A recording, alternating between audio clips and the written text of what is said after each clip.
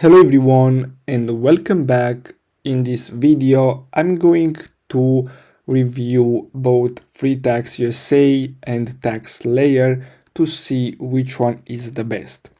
So based on the pricing, I suggest you to go with FreeTax USA. As you can see, for federal it's $0, same as TaxSlayer, but for state taxes it's gonna cost you $15. And here, as you can see, it starts from $43. Now, the great thing about TaxSlayer is that they have a 100% accuracy guaranteed, and you can get the maximum refund from your taxes.